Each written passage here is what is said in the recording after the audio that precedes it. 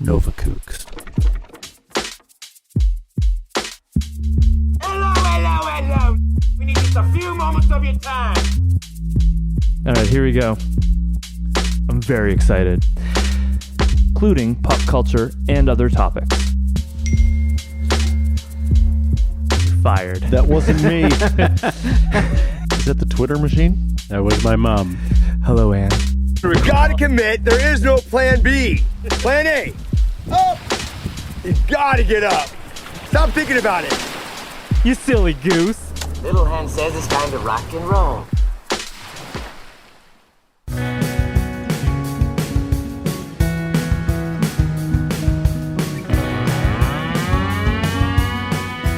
Welcome, listener. You're listening to Nova Kooks. We are four East Coast surfers that don't take ourselves too seriously when it comes to surfing or other things. Hence, the name Nova Kooks.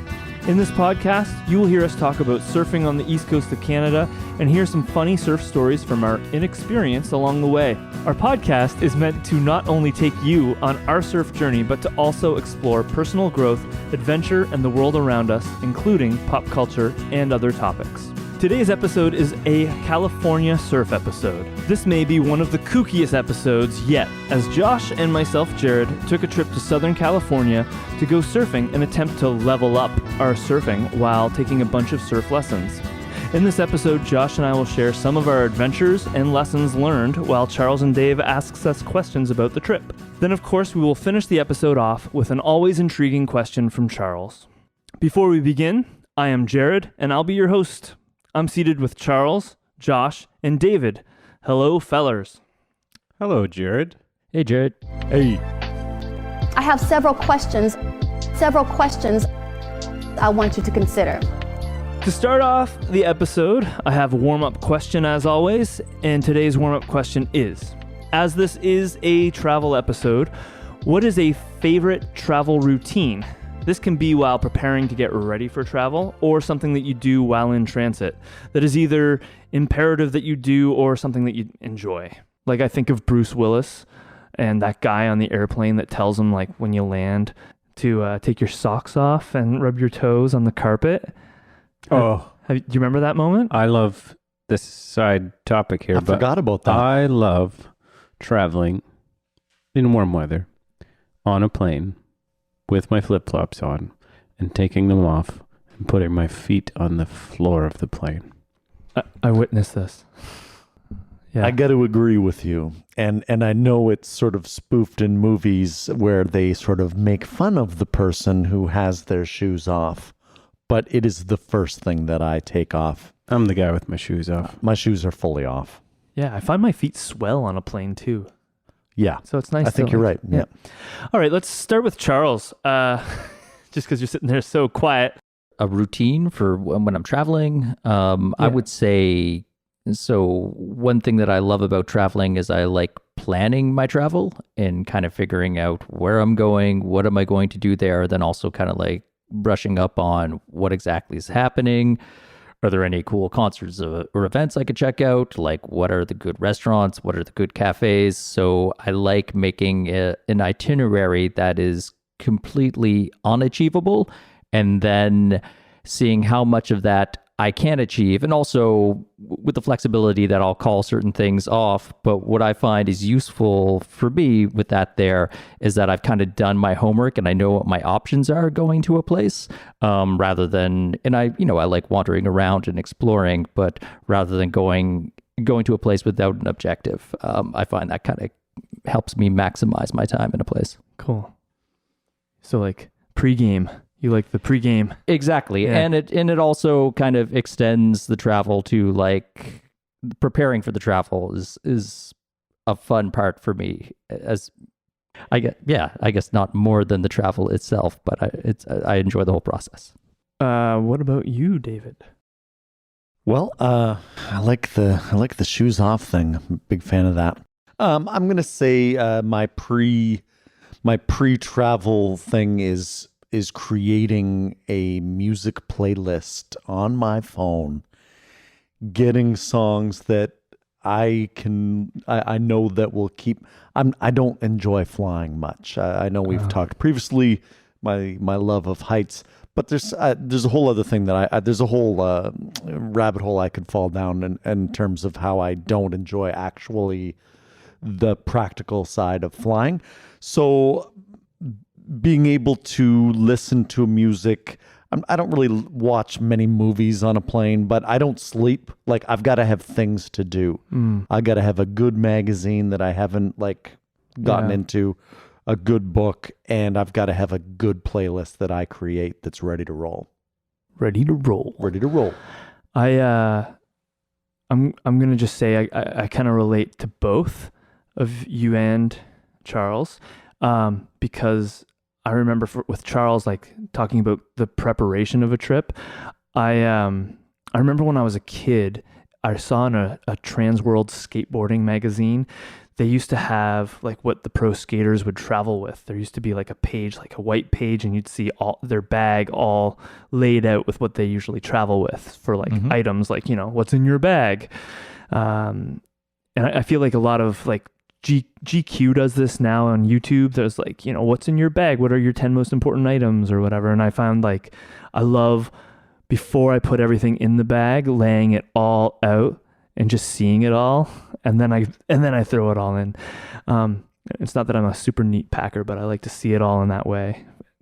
And then I remember thinking about what you're saying is, when I'm going to a place, I'll often do some research and see what movies were filmed there, and then I'll download all the movies that I think I might be interested in, or TV shows if they were based in that place too, and I'll try to digest all of that on the way. So like, I went to Vegas once, and I watched all the Hangover movies, and I watched Chevy Chase. What is it?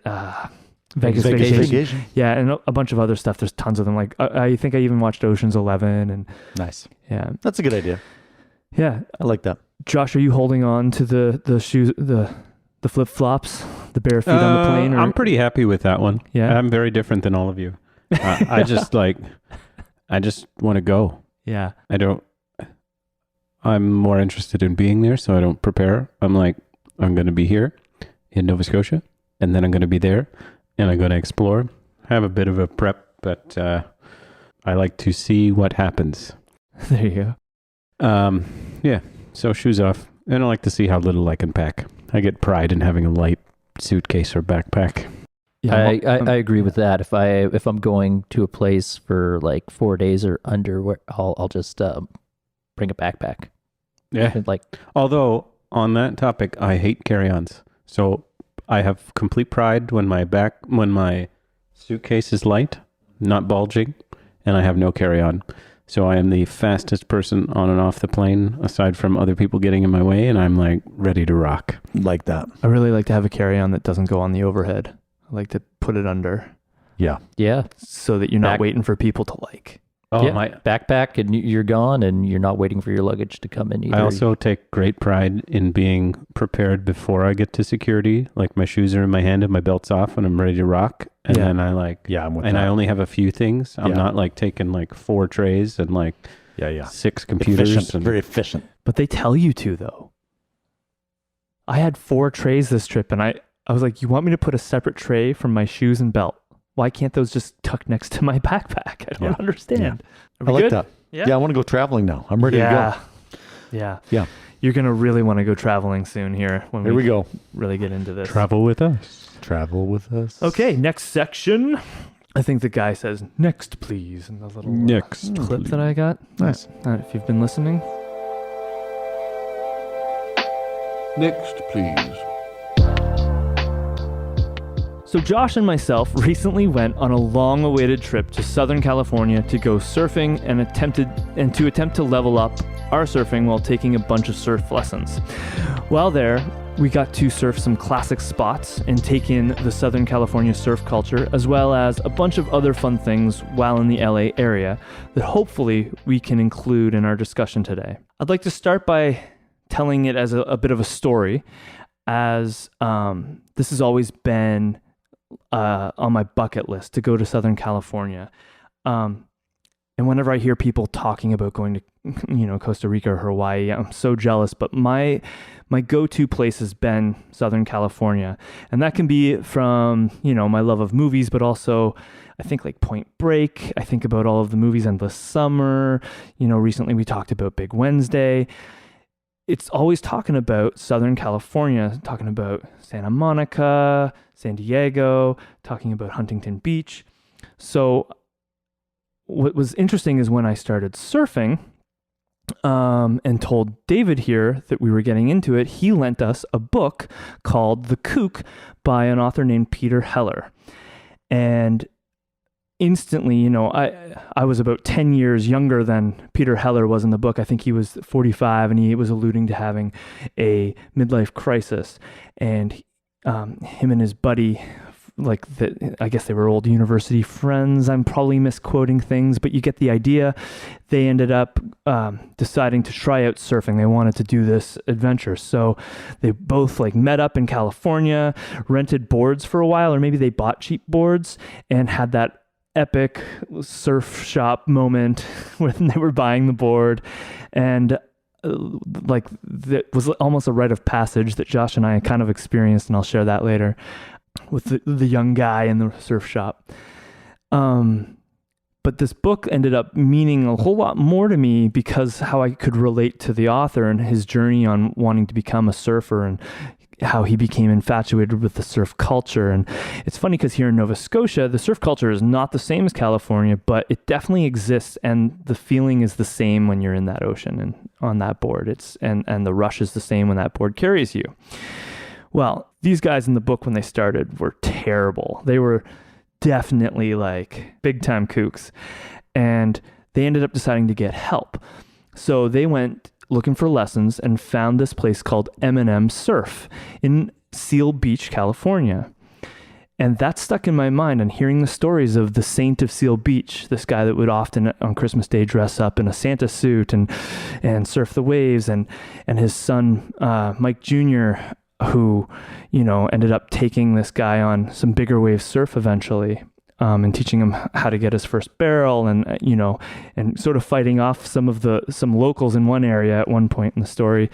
I was always intrigued, and I was like, you know what? I want to up my surf game.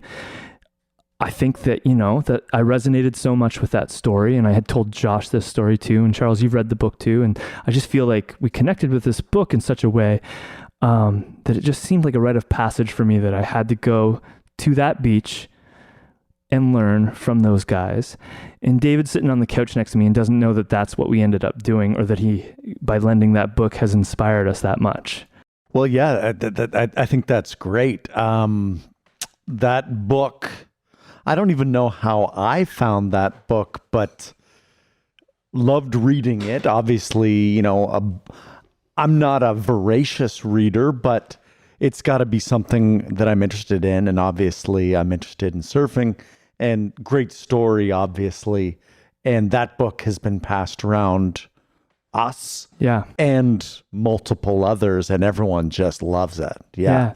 So we brought this book with us. I asked you because I wanted to read it on the plane. Yeah. I didn't really want to read it. I had it all in my mind pretty good. I wanted it so that I could get the guys to sign it for you, Dave. Are you serious? Yeah. No way. We have a lot of stories of these guys because we spent 3 days with them. Wow. We did a 3-day sort of surf lesson. We did 9 hours total with Mike Jr. No way. Because Mike Sr. had a doctor's appointment the first day, but he made it out just to meet us on the second day and to sign the book for you, Dave. No way. And then wanted to say goodbye to him on our last day with him, but he's getting a bit older and having a hard time with his eyes and stuff, and I think he's hopefully has a cataract surgery coming up. So wow.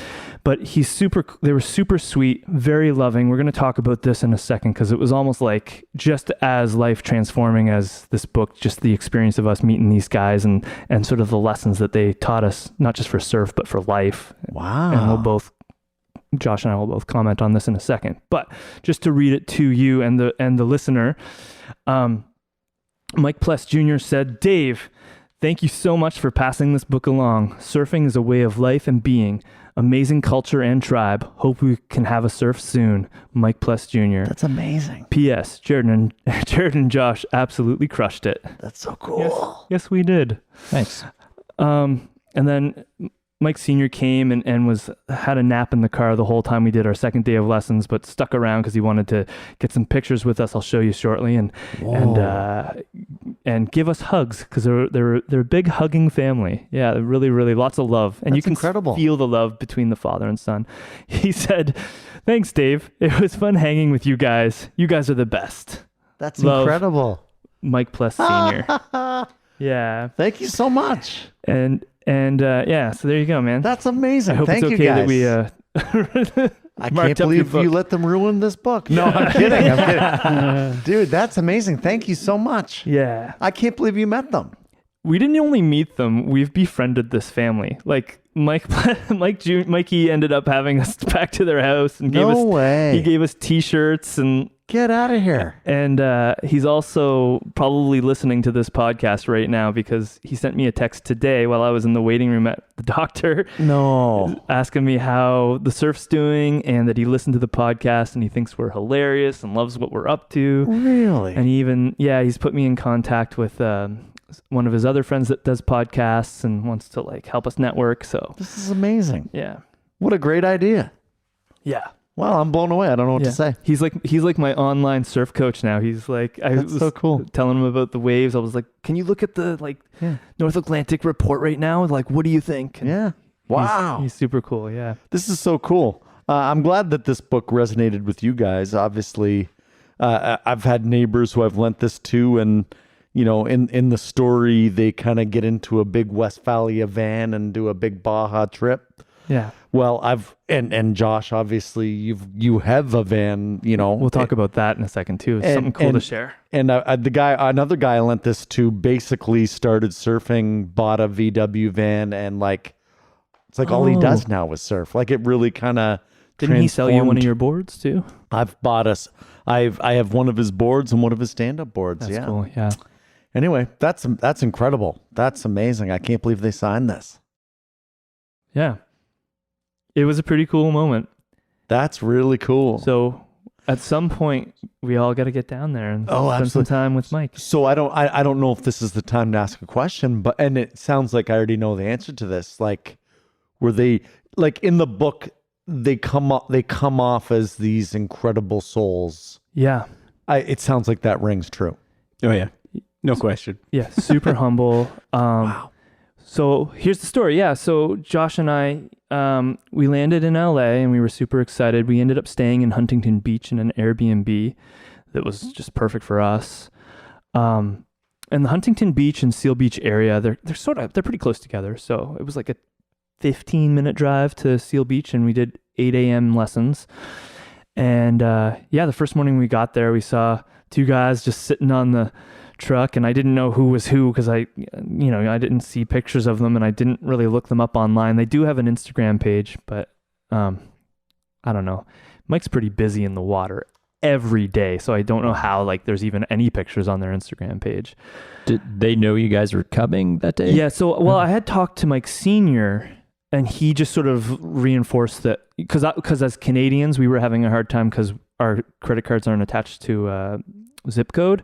Oh, okay. And we have we have a postal code here, and it's got letters in it, so it's different than their digits. And because of that, it wouldn't accept our credit card. So I called and I spoke with Mike Sr. 3 times. Oh, cool. Because we were going to go on our trip earlier, but then I got COVID and we had to reschedule. And so I spoke with him on the phone a bunch of times in setting the trip up. And he was like, yeah, it's our off season. So there'll be waves though. So come on down. Okay, cool. So they know. He's like, it's too cold for these locals. He's like joking around. They know you're coming, but they're not sure when. And then you guys show up. Well, they definitely didn't know we were coming when we showed up. Yeah, there wasn't a communication there, but it was okay. There wasn't. They had enough room. Yeah. He does a lot of different surf programs. Well, both of them do, I guess. Mikey's kind of running the show right now, though. Mike Jr. But they have a whole bunch of different sort of ways of getting lessons. Like some people do like 1 day, some people will do the 3-day or 5-day packages. And then I think they have for the local youth, like you pay for a month and then you can just drop in whenever you're by the beach. And that happened a couple times. We saw a couple of the teenagers that they teach and just these awesome little grommets like learning how to like surf, and he does it.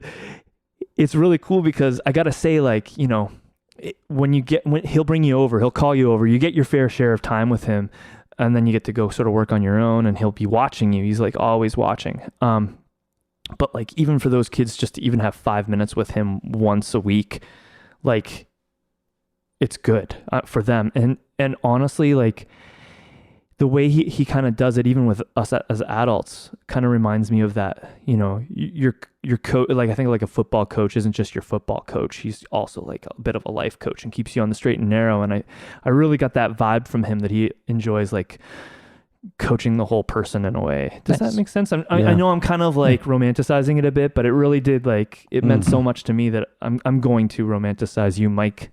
I'm going to. Yeah. Cool. Yeah. So you guys show up and...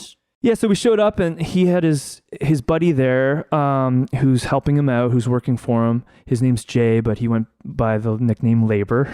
Sweet. What's his last name? So like... It is his last name? Yeah. Oh, that's ironic. I thought that it was just I thought it was just a bad nickname. Oh, no, like, this is the Labor. Yeah, here he is. That's his last name. Oh, it just connects now. That's cool. But also, he was very solid guy. super, super cool guy. They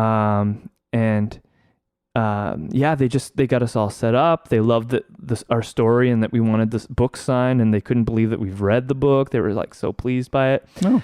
And yeah, we became really, like, I don't know, I felt like really good connection with them right off the bat. And, you know, we told them that they were like, so have you surfed before? And both of us look at each other and we're like, well, yes, but we really want you to help us to the next level. So we're going to play our poker face that we know nothing. Right.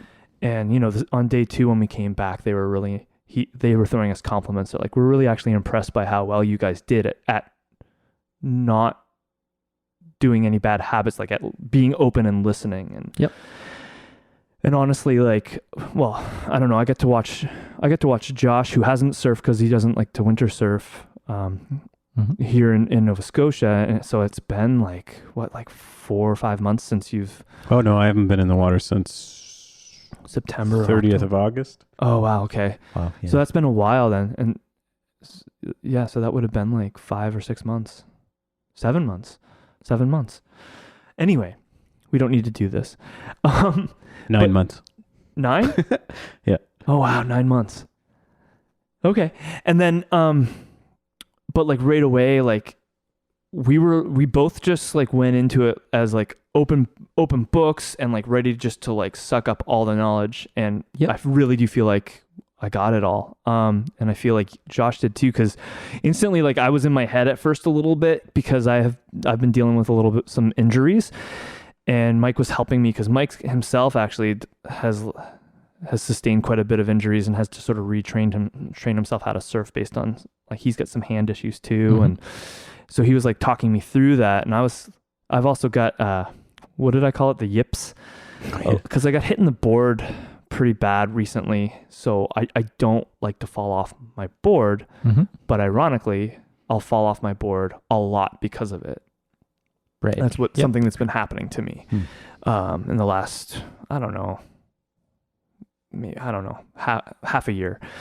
And but watching Josh instantly, like, listening, sucking it all in the knowledge in, Josh was like standing up right away, and then moved away from him holding the board and talking to him to being able to stand up on his own, like, instantly. And they started us on bigger boards. They were like, let's see what you got on these boats. These things, like, wouldn't tip. They were massive. Yeah. They had us on like 11-foot boards or something that were like crazy thick. It was like you were going to surf on these, right? Like, cool, because they were lining you up and pushing you. We'll get more into that when you guys ask us questions, but yeah, like, it just went really well. It was awesome. It was an amazing experience, and they let us borrow the wetsuits for the week because the Airbnb we had, ironically, maybe not ironically, it's kind of why I chose it. They had surfboards in their garage Oh, nice. for us to use. So we took one day off because it was supposed to be a little soft at Seal Beach. So we took a day off, or 2 days off, I guess. I think it was 2. And then because there were 2 days that just didn't look like a lot of waves.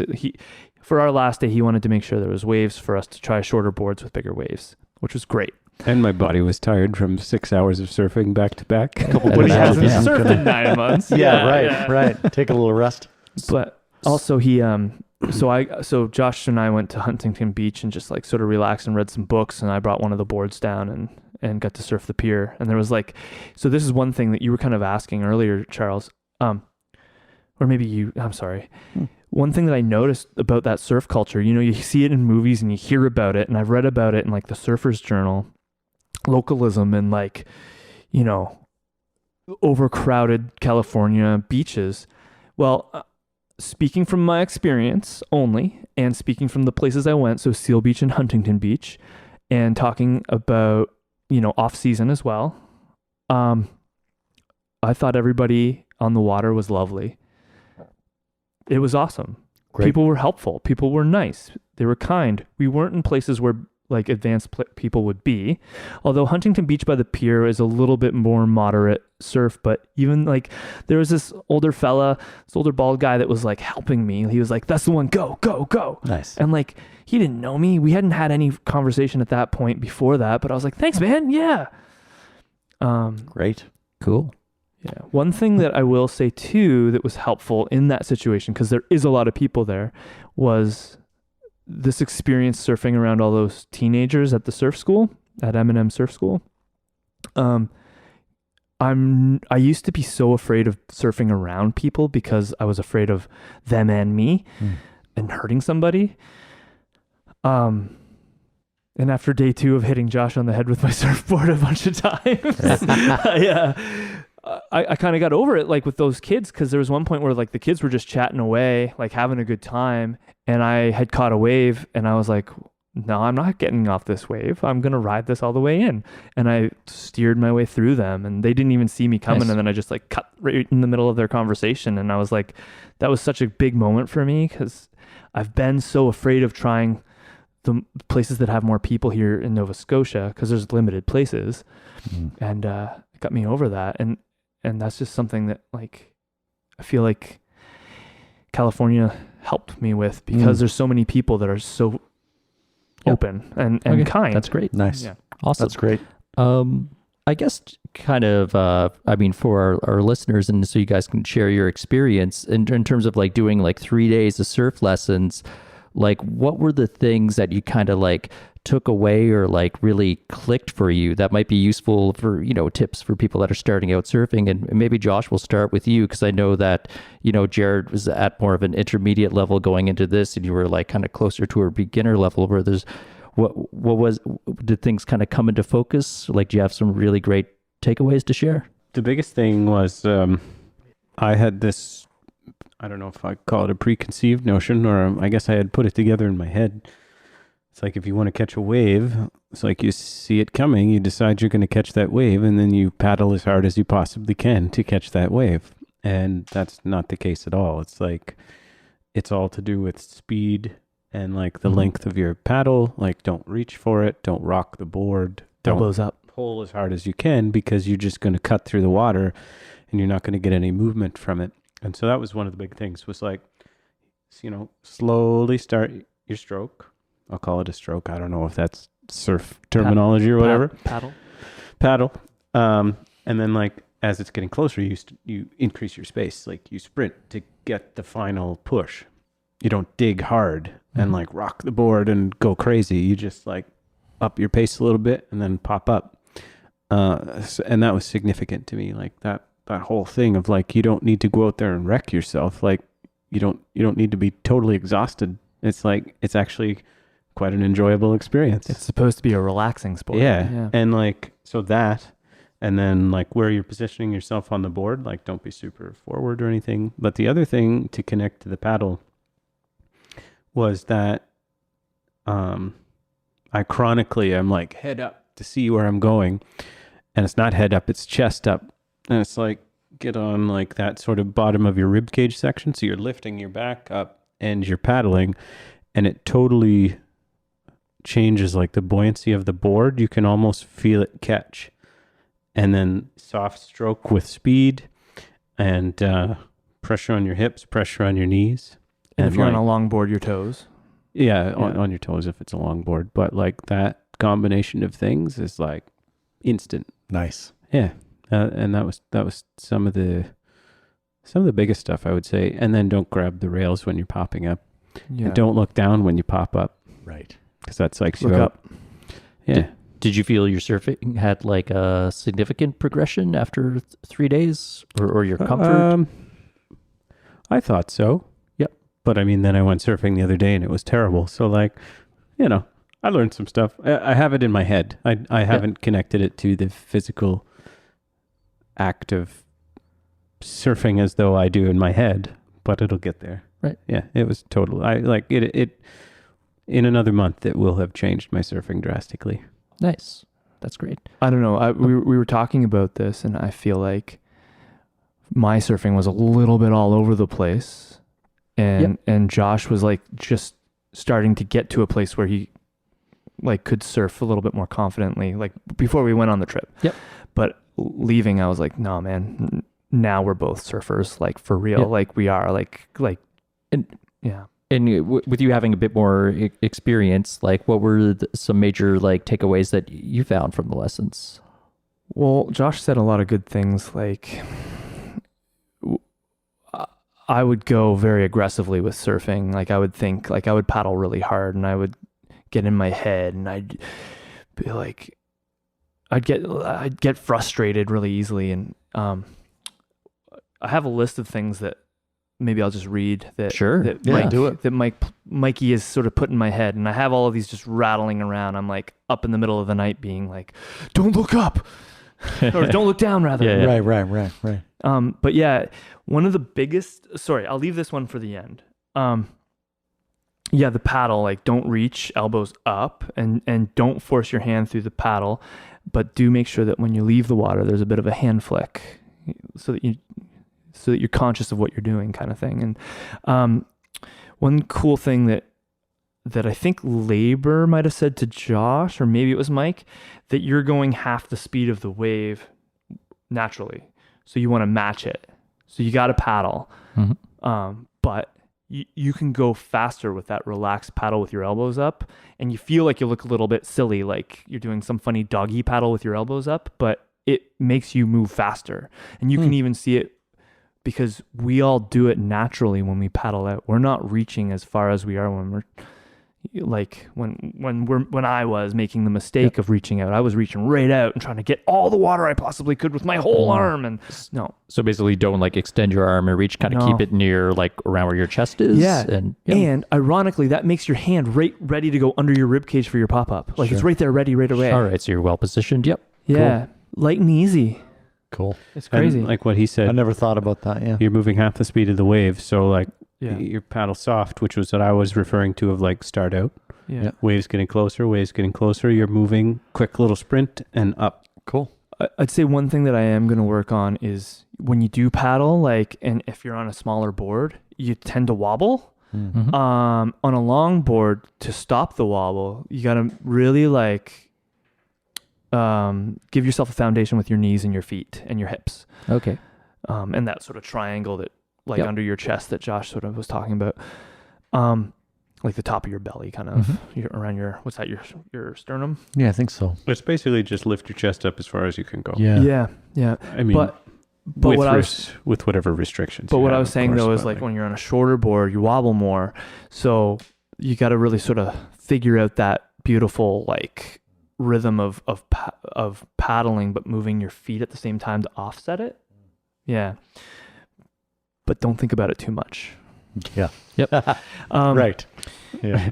One cool thing that I was always having a hard time with, and you know, everybody always told me this, like when you see people turning on the wave and like, you know, you think you're ahead of the wave, like you'll watch a pro surfer surf and they get to the bottom of the wave and it's like, then they turn back on it. I've always been like, how do you turn back on it? Because when I'm at the bottom of the wave's done for me, and then it closes on me, or it was mush and I just fall off or whatever. Talk about steering and making the wave work for you. And one of the things was like, your board's going to naturally go where you look, and you hear that all the time. But I've started being able to actually understand that and feel it more. And it just takes practice. It's like hours in the water. It just takes time. So here are the big things that I feel are almost like a parable for life for me too, is when you're surfing, you're there to surf. There's no plan B. You're there to surf. When you've caught the wave, you stand up. Why wouldn't you stand up? Right? Why are you falling? Why are you like second guessing it? Even if you don't quite have the wave, stand up, get up. There's no plan B. Get up. And I really feel like that speaks to life as well. Like there's no plan B. Like live, do it, go do it. You came here to do it, do it. Like it can be used for so many things. Sure. Yep. And stop thinking was another thing. Like stop thinking. One thing that happened, Mike would have us by the water. And I don't think I think he might have realized, but I don't think how he realizes how much this one thing helped is he'd have these little like, pep talks and he'd hold you and aim you in the direction or tell you how to aim or paddle to find your direction. And he'd explain all the stuff in this one-on-one moments. And you get to have many of these with him. But at one point, what he'd often do is he'd be like, you look great, you're perfect, but breathe. Just breathe. Yeah, sure. And I'd be like, oh man, I'm totally holding my breath. And that gets in your head and gives you the yips. So like every time that he'd say breathe and I would breathe, I would nail it. I would catch it and feel so confident every time. So I've been out for a couple surf sessions since we've been home, and I just have him screaming in my head, like not screaming, but he's like saying breathe. It's like, it's been helpful for me. Cool. I think I kind of said it all. Yeah. Thanks for sharing the tips. I mean, and it really comes across like in the Kook book, like kind of Mike Sr. and his son Mike just like being like really fantastic guys. Is there anything else that you'd like to share about just kind of like your experience with those guys? With those guys? Yeah. Well, they're big huggers. Oh, I got two actually. Josh, why don't you explain Mike Sr.'s trick? He came and got everybody to line up. Yeah. Well, he kind of like, first of all, to answer your question, like in my life, I have like remembered genuine people that I met, that when I met them and spoke to them and interacted with them, the way they came across and how they were, like I felt like I was like experiencing the person or their soul. Like they're just there. They are who they are, and they are like awesome people. Like that's the experience. Like, wow. Nice. It's like, wow. Cool. I'd like to be more like you, please. Yeah. But anyway, so Mike Sr. showed up. He didn't say much. He just kind of was there. We're like, oh, Mike Sr. Hey. The legend. Yeah. The legend. Because And he is, sorry, just for the listener, I'm sorry, Josh. I'm sorry. They call him the Saint of Seal Beach. And when he comes, he's like that like loving father or grandfather of the beach. Everybody knows him. There's a mural of him in the local cafe. Oh, wow. There's pictures of him like there as well, and in the newspaper clippings all over the Seal Beach like restaurants and stuff of him in his Santa suit. It's cool. Anyway, sorry, Joe. Yeah, and when he showed up, he lived up to that. Like it's like, of course, this is the saint. But like the saint wearing a backwards hat and like, he's a dude for sure. I like it. But he didn't say much. He just like, it was almost like for a moment he was like, well, I wonder what I do now. Or I don't know. But he all of a sudden grabbed the squirt bottle of water. That was cleaner. Yeah. Out of the sanitizer. out of the truck. Yeah. And he walks up to this girl and he's just like, put your arms out. And he taps her on the shoulder and she puts her arms out in a T. 1 foot. At first, just the two arms. And he pushed on her and she kind of fell to the side. He's like, now put your arms out again and stand on 1 foot. And he grabbed the same way and pushed down, and she fell again. And he's like, okay, put your hands out. And he sprayed them both with the cleaner. And he's like, now rub them together. And he's like, okay, put your arms out and stand on one foot. And he like grabbed her shoulder again and like couldn't knock her over. He's like, there you go. I balanced you out. And we're all like, now you're ready to surf. yeah. So funny. And we're all That's like, what weird, but like, what? how did that work? And he's like, that'll last for 7 years or something. Like, yeah. And then like he walked up to the next person and did it again. And I'm like, this is legit. And then he walked up to me and like sprayed my hands, and in my head I'm like, oh, that's totally cleaner. Yeah, you're like, And he's like, rub your hands together, and I did. And like the previous 2 times, of course, I fell over. Yep. And then the third time, like I didn't fall over. I was like, okay. Yep. And we were like talking to him about it, and he's like, yeah, I balanced you out. I gave you some of my energy. I was like, all right. Okay. Yeah. Nice. Yeah. That's great. Interesting dude. yeah, he was great. Cool. And then another thing I just want to say too is like the love that Mike Jr. and Mike Sr. have for each other. You can just feel it. And like, Nice. and Mike Jr. has definitely picked up the torch of the saint of Seal Beach, because, you know, he's walking, like we rinse ourselves off at the showers and walk back through the parking lot back to the van. And like, he said, I love you to like 5 different people. And, you know, it's this genuine like camaraderie and love. And it's like a Seal Beach family. Like Yeah. it's really Nice. cool. Yeah. And it was so nice because at the end, you know, I think that he's just such a genuine person. And we were saying we were going to go, there's a really cool taco restaurant called Taco Surf on the main street in Seal Beach, and we were talking about how we were going to go have lunch, and he was like, oh, I'll come to lunch with you guys. And we were like, really? Awesome. All right. Okay. And we tried to get Labor to come too, but he had another job to get to or something. And he came, and, you know, we're having dinner, and he's like genuinely asking us questions about like the Nova Kooks. He's like genuinely interested in our story and what brought us here. And he just thought it was so great that we were there doing it. And, you know, and then the food comes, and I didn't look at him, but he said something, and I turn and look, and he's like, sorry. He's like, don't worry, I got you. And I'm like, you got me? What? He's like, I just did a prayer for you in the food. I was like, oh, this guy. Oh yeah. Awesome. I was like, what a guy. Yeah. And you know, and he just like, and then he paid for the meal. He's like, I just Wow. appreciate you guys so much. And it was Nice. great. Wow. Yeah. Well, it sounds like you had like an amazing experience there and that's the M&M Surf School on Seal Beach. Yeah. Which totally lived up to kind of like the hype and description in the Kook book by Peter Heller. So Yeah. people should probably definitely check out that book. And if they're ever in Los Angeles, go to Yeah. Seal Beach and Yeah. check out M&M Surf School and Great get a guys. lesson. 802 Ocean Avenue, Seal Beach. Yeah. 714-846-7873. Yeah. Cool.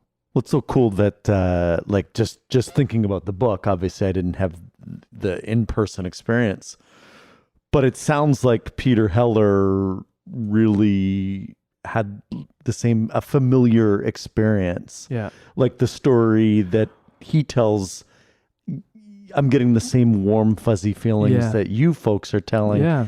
And I remember after you read it, Jared, maybe you've read it probably a few times, but after you read it, you said, I'm going to Seal Beach. I did tell you that, didn't I? Yeah, you were like, yeah. I will be going to Seal Yeah. Beach and I will be getting surf lessons. So Yeah. pretty incredible that it all happened, and so nice that the real story that you folks experienced Yeah. matches up with It was really hard not to story. tell you that we were doing this. Like, cause I just, in my mind, I was like, I got to get that book from Dave and get it signed. Yeah. Well, I mean, it made total sense to, read a book about Yeah. Seal Beach, and before you go to, you got me. No, thanks so much. Like, this is incredible. This Yeah, is man. amazing. Yeah.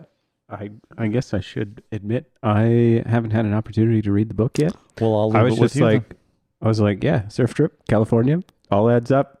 I don't need to know much more. Although Yeah. I did cancel the trip a few times, which, Yeah, you which did. we'll talk about in another podcast. But to show up, meet these dudes, and like just experience it without any preconceived notions of what they Yeah, that's were pretty or cool, what too. it was going to be. I was like, oh, this is awesome. Cool. Nice. Yeah. Well, I should just leave this here, and he should. And read we it. should all go to Huntington Beach and go surfing. Yeah, the four of us should probably re-experience something similar. Yeah. Can you speak to like what the sort of the conditions? What's the beach like? What were the waves like? Like I'm interested in sort of that water temperature, like the whole water thing. temperature was delightful. Well, just so that you know, when we're recording this, it's mid-May. Okay. Yeah. And it's their off season in California. The water here in Nova Scotia is still cold, but starting to get into sort of summer. I can give some pretty good context for that. Yeah. California was like borderline. I could potentially handle this without a wetsuit, Okay. but with a wetsuit, it's Lovely. nice and warm. No gloves, no hat, Oh, lovely. no No boots. Although I will wear boots forever. Yes. I went surfing on Sunday. Yeah. So May 23rd Yeah. in Nova Scotia, and tried to take my gloves and my hat off for what, Charles, like 2 minutes. I literally went from the beach, swam out to Charles. I was like, whoa, I got to go back. Yeah. And I waited until I caught a wave, or like sort of caught a wave, and went back and like didn't go out again without my boots or my gloves and hat on. So like, Yeah. it's quite different, but Sure. still crazy that it's the off season, because I feel you could surf with just a rash guard on probably. Out there. Yeah. Well, us Nova Scotians could for sure. Well, yeah. Because we're just so. Yeah. Basically, their weather, their water right now feels like our warm water in August. Okay. Yeah. Yeah. So probably like 15, 16 degrees. Exactly. I think it said 14. Okay. Yeah. Perfect. And then I would say like the beach was anything you'd see straight out of Baywatch. Like you Sort walk of like sand bottom. you walk across this groomed beach for like 2 minutes to get from the parking lot to the ocean. And there's all the lifeguard huts, like Okay. in yeah, Baywatch. Oh, wow. like super nice. Cool. Yeah. And then the waves themselves are like, I wouldn't say they were much bigger than what we can get here. But it is off season and for them, and we had a couple of softer days, but it was almost better for us for learning, for like being told things to hear them. And Yeah. But the way, like I would say from my limited experience, they were different. Like it wasn't, I don't know, some arduous journey to paddle out. It was like, Right. oh, cool, I'm out here. Great. Well, I think that's another important thing that we should say that we learned was the difference of our waves and their waves is that they have ground swells where we get by on wind swells. So Nice. that's, I don't know, hard for me to explain because I just barely understand it, but that's where their waves are coming and why they're more consistent, why they're even on a soft day with low wind, they're still getting stuff because they're getting by on that ground swell. Where our ocean floor is so deep that we're really dependent on the wind swell. Cool. Yeah. But just talking about wearing boots, surfing, Josh and I both got stung with stingrays. Okay. Which Are they kind of just all over the place? yeah, there, or- well, while we were there, they were right up on shore feasting on little clam shells. Little mini shells, and it was mostly babies that were there. But Baby or not, it still hurts. Okay. yeah. So Josh got stung right on his big toe. You can still see it; it's black. Yeah. Holy. Is that like? Does that feel like getting stung by like a jellyfish? No. Is it more intense? No. It felt more like a big thorn going in you really quickly, or like a when bee it first sting. happened, I thought, I was like, oh, there's a little crab on the bottom that just clamped onto my toe, but like Yeah. more dramatic than that because it really hurt. And then I was like, I just kind of kept surfing and it hurt more and throbbed more. I was like, man, this is really distracting. And it happened the first day we went surfing an hour in. I was like, whoa. But you made it to the end. Oh yeah, I surfed Yeah. for another 2 hours and then got out and was like, Because it's okay. Like they say, soak it in salt water. So, and that, Yeah. they keep your foot down. They kept saying, but then he put it in a hot salt water bath at the lifeguard gave them, and they have like Stingray bags Oh, for this purpose. I saved it. It's right there. cool. Yeah. I'll show you after. But I got stung on day 2, and it was like kind of on a more bony part of my foot, on like the side of my foot on the top. And when it first happened, like I think Mike was talking to me, and then I just was like, ah! And he was like, he's like, oh, one gotcha. And I was like, yeah, I think I'm okay though. It just scared me. It just doesn't always feel nice to feel something moving on you in the water. Sure, right? But we, I didn't like putting my feet down for the rest. Oh of yeah. the- You learned So to are they shuffle. just used to it, or No. It hurts for them too. Yeah. yeah? But it's just like a byproduct. Well, if of you surfing? shuffle your feet a bit, it kind of scares them Sure, out of the way. I just didn't know any better. Yeah. Okay. And I don't know if Mike has been stung by a stingray before. Oh yeah, he was has? talking. He said he got stung, I think, in Hawaii, and like Okay. a few months later, pulled like a stinger out of his foot that A was like barb. an inch long. Did you guys have that? Did you guys No, get that? I We had think little ours were barbs. quite small. Wow. Yeah. But Little barb. my funny thing is he soaked his foot and I didn't soak mine because I thought I was okay because it didn't bother me as much. But then the second it was like 2 days later, I put on a shoe because we were going to hike in the Hollywood Hills or whatever. And putting the shoe on the top of my foot, it felt like a rock had hit the top of my foot. Oh. And it still feels like that today. Wow. That's why I went to the doctor today because I was like, my foot's not right. Check it out. Like, I don't know anything about stingrays. Is this okay? I'm going to be okay, but I definitely have some like internal bruising and stuff. So boots, yeah, wear the boots. Yeah. Before we move on to Charles's question, though, we got to talk about our Hollywood walk, because we gave this book here with signed to Dave and Charles. We did not leave empty-handed. We got you something too. We Wow. went to we did the Hollywood Walk of Fame, and recently the Red Hot Chili Peppers laid their star down, and we were thinking of giving you a picture of the star or something. But We're thinking of ripping the star out of the You were gonna ground. bring and- you the star. Come on, guys. jackhammer. yeah, but I do have a picture of the star that we'd like to get plaque mounted for you. But also I have a picture of Flea's bass that was at the Guitar Center. Oh, wow. And I was thinking of kind of giving you a cool little combo because I know you've been on a little bit of an obsessive journey of Red Hot Chili little. Peppers. Just a little. But Did you see? So you guys saw the star? yeah, wow. But while the star is right in front of Amoeba Records, and I know you've been to Nice. Amoeba Records. I think this is the newer location they opened during the pandemic in a new Okay, spot. yeah. And while we were there, they have so many cool memorabilia from movies and bands and everything. That store is amazing for any music lover or anyone. Oh yeah, it's Take a run through fantastic. that. Oh, it's expansive. And record stores like that don't exist anymore. And even if I was a teenager and walked into that record store, I'd lose it because it's amazing. Oh yeah, it's huge. You'll see on YouTube, they have a segment where different musicians and artists will go in there and pick kind of 5 records that they recommend. Yeah. So that's always fun stuff to watch. It's a cool spot. Yeah, I love that. What's in my bag? Is there? Yep. Yeah, that's great. Great thing. But I told you guys how when I get ready for a plane ride, I'll download movies. Well, one of Charles's favorite movies that we've talked about in a podcast before, that was filmed and takes place in LA, is Heat. And we talked about how there's the Heat podcast too. Yeah. The 1 minute of Heat. And the second that Josh and I saw this, we figured we had to get it for you. It's an official, I think it's a reprint of their original movie poster.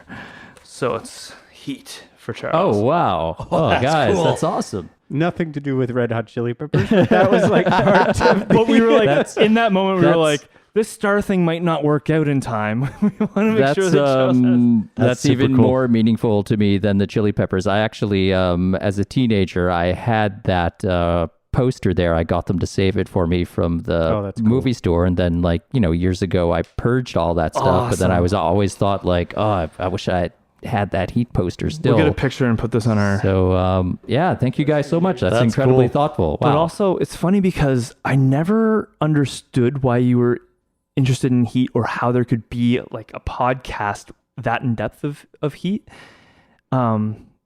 but then I watched it on the way back from LA. Like I watched it's a long movie too. And it got me all the way back home. But I was actually blown away. Like while I was watching it, I was like, and I've seen it before, but maybe I was younger and just didn't appreciate it at the time. But like, oh my gosh, the acting and like there's so much going on in that movie, and there's so many amazing, like It's an incredible Los Angeles movie. But there's great like action set pieces in it in terms of like the heists and the shootout. But there's also a lot going on with the complexities of those characters as well. So it which is sort of like, I think when I was younger, like I still liked it and I kind of like appreciated sort of like almost this melancholy tone to it. But as you get older, it kind of speaks more to you. Yeah. Well, and also, knowing the history of all the actors, and like it's legendary to see Al Pacino and Robert De Niro on screen together, because and they have been on screen together a couple times before and since then. But that wasn't. That was the first time that they were ever in a scene together. Yeah. They were both in The Godfather too, but like in separate eras. But so I remember like when I first saw Heat, just the build up to that scene in the diner, and you're kind of like talking about earlier, like of locations that you would love to go to. I would have loved to have had the chance to go to that diner location. That's pretty cool. And I'm trying to think if that restaurant is still open or not, but that would be, because that kind of used to be a thing. You could go sit in the seat that they had that encounter. That's crazy. Anyway, that I feel it's in theme with your apartment as well. You've got the Once Upon a Time in Hollywood framed. I think that'll look cool. Yeah, that's amazing, guys. Thank you so much. Wow. Yeah. We win, Josh. Yeah. You guys Double are thoughtful. whammy. This is incredible. Yeah. Cool. All he and I did was fight, so We didn't fight at all. no, I'm just kidding. We traveled well together. And we fought. Josh, you're my safe space. Yeah, no, it's a good trip. I'm going back. Sounds amazing. Yeah. Okay, well, let's move on. I think we've talked enough about this for now. I'm sure it'll come up in the future, as this is like we've taken a lot of this knowledge on for the rest of our lives, to be honest. Yeah, And we should loop back around as these tips start to click with the whole group, honestly. Yeah. The paddling thing's the big one. But yeah, before we move on to Charles, I just want to say one more time, like, thank you, Mikey. I hope you're listening, and I hope you can feel the love that we have for you and how much you've really like helped us out, not just with surfing, but like with other things. So yeah, thank you. Big thanks. No plan B. Yeah, No plan Get B. up. All right, it's that time again for the always intriguing final question from Charles. Take it away, Charles. This is Charles. So this is a movie-inspired question, and I think relates a little bit to your trip to Los Angeles, because I think you guys ended up at some Hollywood car museum, and there was an exhibit of James Bond cars. And I think we were talking a little bit about the latest Bond in a previous podcast, but this week's question: who is the best James Bond, and what is the best James Bond movie? I'm not a huge James Bond person, though, so you'll have to help me along. But my favorite is the second to last one with, it's the same character. I mean, not the same character. I think it's James Bond. That was a great Sean Connery. Same actor. Daniel Craig. Craig. Yeah. And not the most recent one, but the one before. Spectre? Yeah. Yeah, That's Spectre. my favorite. Because they like have that casino scenario, and he's driving that silver car, and like, I think it's the right one. Or are you thinking Casino Royale? Maybe. What's one of those ones? We were talking Casino about this while we were Royale has a away. lot of You the card one with play. Dave Bautista in it. You like that It's one? Daniel Craig. He wasn't in the other one, right? Yeah, He's was. in Casino Royale. And Come back to me. We're going to circle back. Before he takes mine, I will say Casino Royale with Daniel Craig. I don't know. I think it's because of where I was at in life, and I just going to the movie. That was like the best popcorn James Bond movie I had experienced, and that car. And you talking about us being in LA, we did see that, and I took a picture of that car because the car that did it's like the car that has done the most flips in a stunt scene ever. It was insane. The rims were cracked in half. It was Wow. crazy, Like, and it was made with fiberglass, and the fiberglass Wow. was just like was carbon fiber Or It's carbon like- fiber, It's sorry. like I don't know, $300,000 car. I think. It was I don't crazy. know. I don't know those super cars. Supercars. Anyway, that's the one. yeah, I Casino thought Royale? so. Nice. Yeah. Yeah. But that's I don't know. I appreciate all of the James Bond movies, but that one I just love. Yeah. And you guys are both going as Daniel Craig, the best James Bond. Yeah. Casino Royale, the best James Bond movie. Yeah. Yeah. So the two can be separated out. Oh, yes. Is okay. All right. Well, I should probably go next. I'm gonna give sort of a shout out to Daniel Craig's Skyfall. Nice. That would be a hard second for me. I too. really loved that, especially when he goes back to sort of his old Scottish haunts, and there was something, the way that was shot, I thought was That's beautiful. Yeah. the scenery. It's also crazy because that's not a James Bond movie, but it still worked as a James Bond movie. It was excellent. Yeah. and Daniel Craig. But my real answer, and so I give a shout out there. My real answer is Sean Connery. Yep. Goldfinger. Nice. I just feel like that kind of. There was movies before that. There was obviously a lot of movies after that, but Goldfinger, kind of the character Goldfinger, and I just feel like that was sort of really set it in stone. The whole sort of franchise That kind of set the template for sure. And yeah. Connery, I just feel iconic. So I'll give a shout out to that. You know, like the famous line: "Do you expect me to talk? No, I expect you to die." Yeah. I just and there's a laser slowly coming towards him. It makes me think of almost like the Austin Powers spoof of totally, yeah. I want sharks with frickin' lasers on there. Yeah. You know, like it just kind of set that whole. I just feel like it stereotypically kind of got them. Is that the line? Do you expect me to talk? Yeah. You expect no Bond. I expect you to die. Yeah, And then you just see this laser. I just think it's like perfect, super evil dude. Anyway, that's my answer. Nice. I also want to give a mention to Honor Back to the Future. Majesty's Secret Service. Is that the name of the one? Yeah. Yeah, with George Lazenby, his only Bond film. Yeah. Yeah. I honestly, I didn't like his ruffly shirt, but man, that was a great movie.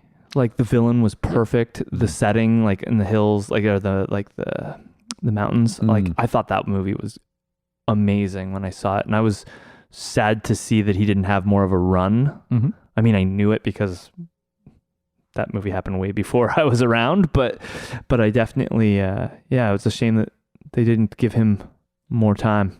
It would have been cool to see what he could have done. Yeah, that's a good point.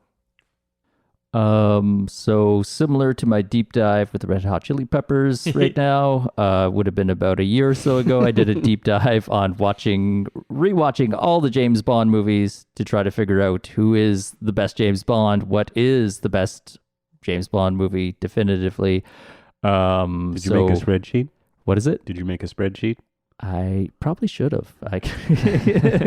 But there were lists. There were lists. I was using the notes on my phone. I think I have them listed in order on my iPhone there. But so both have been mentioned here. I really wanted to enjoy the Roger Moore films and Roger Moore more than I did, and I like a certain amount of campiness, but those movies were a bit too campy and overlong. I really enjoy Daniel Craig, and Casino Royale would definitely be my favorite of his films. But I think, in terms of the best Bond, I think it's Connery. I think just his delivery and just kind of like he has enough. He's just like menacing enough that he kind of comes across as a bit dangerous. And just, I think it's just sort of like classic in terms of like the era of those films are so fun to watch. And I would probably go with Goldfinger as my favorite Connery movie, but my favorite James Bond film is On Your Majesty's Secret Service. Oh, which nice. is just an incredibly well-made film and kind of like a more vulnerable Bond with Lazenby, and just kind of like with the story of him, like, you know, falling in love with this here strong woman and their relationship. How it ends is a bit of a shocker. And like you were saying, like Blofeld's great in that there. It's Telly Savalas playing him, and he just, the way that he holds his cigarette so awkwardly. And usually Blofeld is kind of like, you know, he kind of has that scar, and he isn't very physical, but in that movie he was, and that he was like, you know, the great chase ski scene like down that hill, and also that there's a very psychedelic vibe to that there, where they're kind of using mind control with all these here models that James Bond is staying with up on this here hill bunker in Switzerland. So that would be my fave. Was Dr. Evil based on that Bond villain? Yep, Blofeld. That's But what I thought. Blofeld, there was like 3 different Blofelds. Well, in the original ones, it would just be kind of the head of Spectre. You just see his hand and the cat. Right. And then I think it was, I'm trying to think, You Only Live Twice is sort of the one where he kind of looks like the most like Dr. Evil. Oh, okay. And then they kept changing the actor, so then it was Telly Savalas, and then there was, I don't know if it was Guy Hamilton, but he was like a Blofeld that had hair and was less impressive in Diamonds Are Forever. And then actually it was in the recent ones, it was I can't remember his name from right the Tarantino films. Southern or He was good, yeah. Why can't I think of his name? Christoph Waltz. Yes. Oh, yes. Oh, yes. That was the name we were looking for. Well, thanks, man. That was a great question. Yeah, great question. And that brings us to the end of this episode. I hope you enjoyed. I know it might have been a little bit more of a lengthy one, but we had a lot to say this time. So remember, the moral of the story: No plan B. stand up. Thank you. I've been Jared Gates. I have been David Roger. I'm Charles. And it's such that I am still Josh. Thanks, everybody. Thanks for listening to Nova Kooks. Join us next time for more kooky surf moments, beginner surf tips, music and movie talks, eccentric questions from Charles, and don't forget to follow us on Instagram. Thanks, and be well. Vaya con Dios.